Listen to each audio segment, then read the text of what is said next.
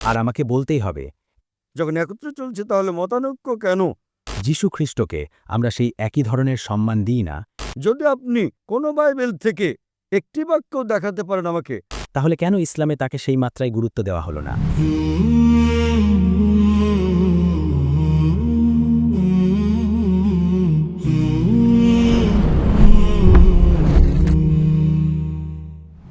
ভাই, আমার নাম তানিশ গেল।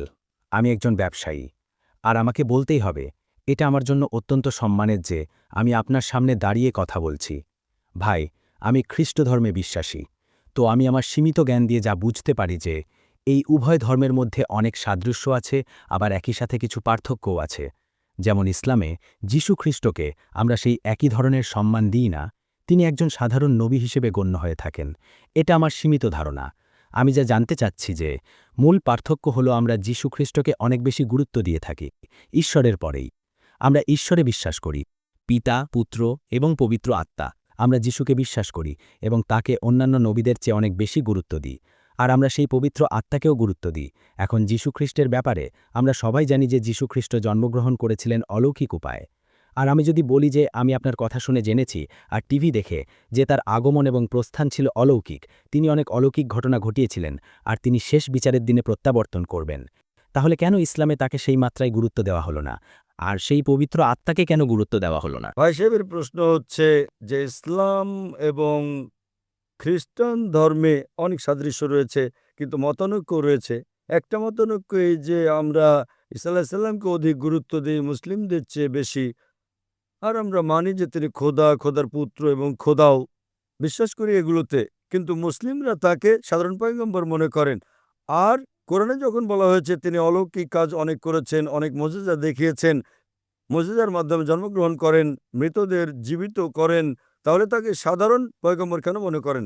এই প্রশ্নের উত্তর দেবার আগে আমি এটা বলতে চাই যে ইসলাম একটি একমাত্র অখ্রিস্টান ধর্ম যার অনুসারীদের জন্য ফরজ হচ্ছে ঈসা আলাইহিস সালামকে মানা। যদি কোনো মুসলিম ঈসা আলাইহিস সালামকে না মানে তাহলে সে মুসলিম হতেই পারে না। প্রত্যেক মুসলিমের জন্য এটা ফরজ যে সে ঈসা আলাইহিস সালামকে মানবে। আমরা এটা মানি যে তিনি আল্লাহ সুবহানাহু ওয়া তাআলার প্রেরিত একজন বিখ্যাত পয়গম্বর ছিলেন, সাধারণ পয়গম্বর নন। হাদিসে বর্ণিত আছে যে ৫ জন বিখ্যাত পয়গম্বর, তাদের মধ্যে একজন তিনি, সাধারণ পয়গম্বর নন। ঈসা আলাইহিস সালাম আল্লাহ প্রেরিত একজন বিখ্যাত পয়গম্বর ছিলেন। আর আমরা এটা মানি যে ঈসা আলাইহিস সালাম ছিলেন মসীহ, অনুবাদ করলে হয় খ্রিস্ট।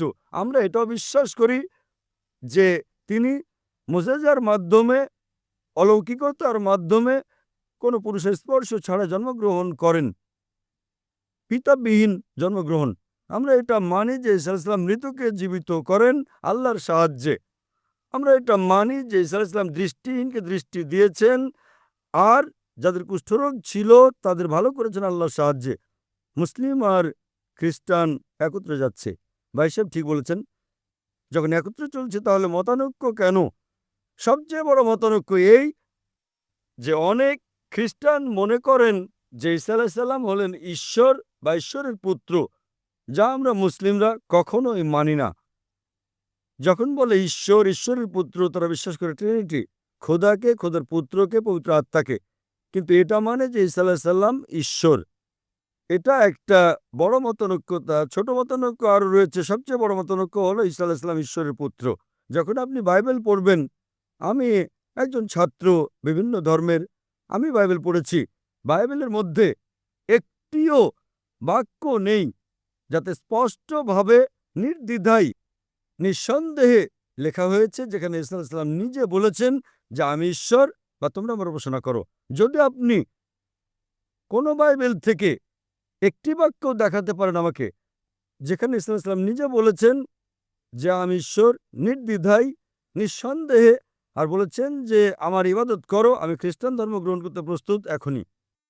আমি অন্যান্য মুসলিমদের পক্ষ থেকে বলছি না, তারা ইসলাম ও অন্যান্য ধর্মের জ্ঞানচর্চাকারী নন। আমি নিজেকে নিজের মাথাটাকে কোরবানি করতে প্রস্তুত যদি আপনি কোনো বাইবেল থেকে একটিও বাক্য আমাকে দেখাতে পারেন বিনা দ্বিধায়, বিনা সন্দেহে, যাতে ঈসা আলাইহিস সালাম নিজে বলেছেন যে আমি ঈশ্বর বা তোমরা আমার উপাসনা করো, আমি আজই খ্রিস্টান হতে প্রস্তুত।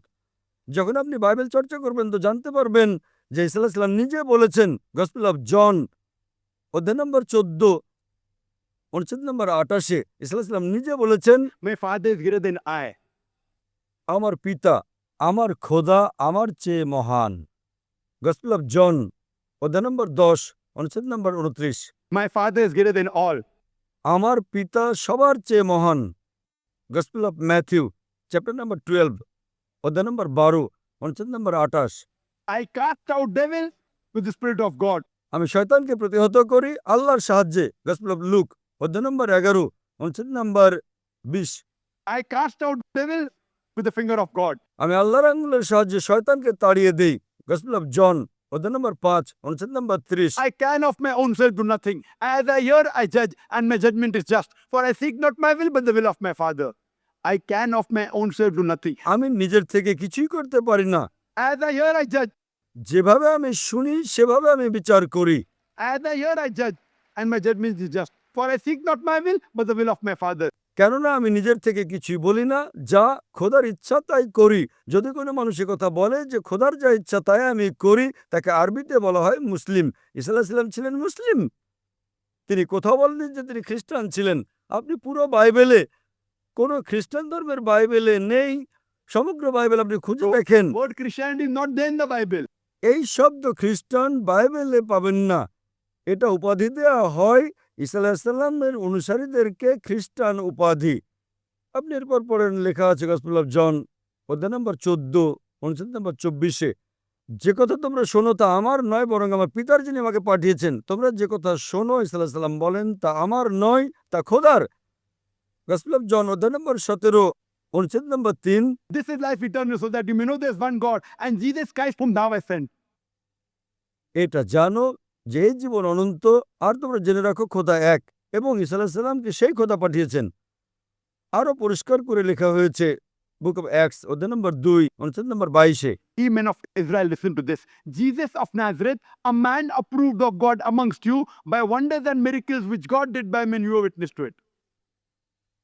হে ইসরায়েলীগণ শোনো, Jesus of Nazareth, নাজারেথ শহরের যিশু, a man approved of God একজন মানুষ যাকে ঈশ্বর মনোনীত করেন তোমাদের মধ্য হতে, amongst you by wonders and miracles. আর তার দ্বারা অলৌকিকতা দেখান, মুজিজা দেখান, Wonders and miracles which God did by men. এবং খোদা তার মাধ্যমে করেন। তো এটা পরিষ্কার বাইবেল বলছে যে ঈসা আলাইহিস সালাম একজন মানুষ ছিলেন, সাধারণ নন, ছিলেন পয়গম্বর, কিন্তু খোদা ছিলেন না। আর যতই অলৌকিকতা মুজিজা করেছেন তা খোদা তার মাধ্যমে করেছেন। এখন বোঝা গেল যে এটা খ্রিস্টানদের একটা ভুল ধারণা যে তাদের যাজক, তাদের পাদ্রী তাদেরকে বলেন যে ঈসা আলাইহিস সালাম হলেন খোদা। বাইবেলে একটা অনুচ্ছেদও নেই যেখানে বলা হয়েছে বিনা দ্বিধায়, বিনা সন্দেহে ঈসা আলাইহিস সালাম নিজে বলেন যে আমি ঈশ্বর। যখন ঈসা আলাইহিস সালাম বলেননি, তা আপনারা কেন বলতে চান?